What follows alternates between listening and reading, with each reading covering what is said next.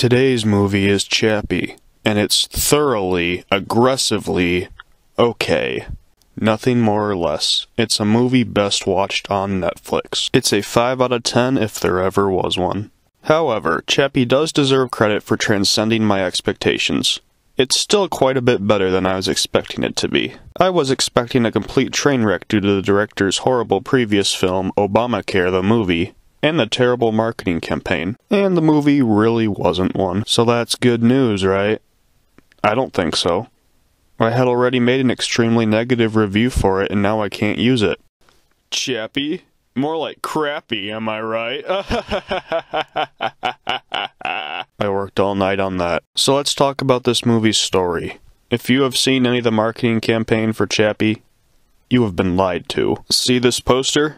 This poster would have you believe that it's about a sentient police robot who is tasked with saving humanity. Humanity's last hope isn't human. The trailer pretty much says the same thing.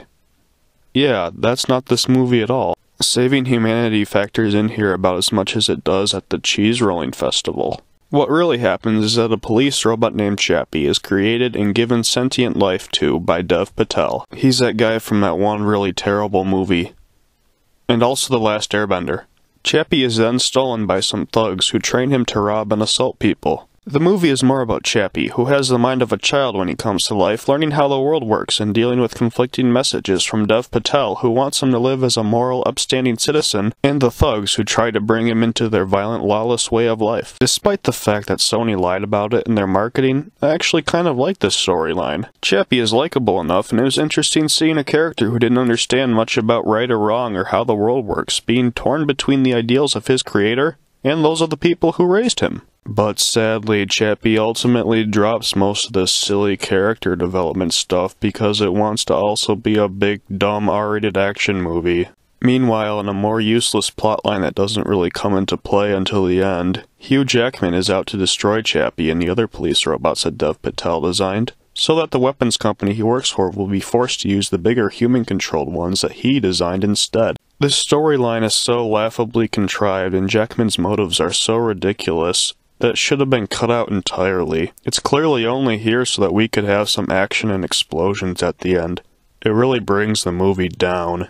Thus, the biggest problem that I have with Chappie is that it tries to be a lot of different things that don't really fit together. This movie could have been the interesting character study of an artificial life form, with the compelling themes of right and wrong and what it means to be human that it tried to be, if it didn't keep dumbing itself down with District 9-style action scenes filled with machine guns, robot suits, and over-the-top villains. I could also actually see this as a fun comedy about a naive robot and his adventures with gangster thugs with some tweaks. The best scenes in Chappie were, I thought, the comedic ones.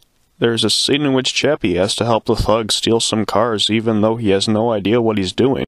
It worked. It was a really funny scene. But combine the goofy comedy with all of the violence and gore in this movie, and it's jarring. What a mess of tonal inconsistency. Sadly, this movie can't decide what it wants to be when it grows up, and the end result is just okay. Overall, I give it, surprise, 5 out of 10.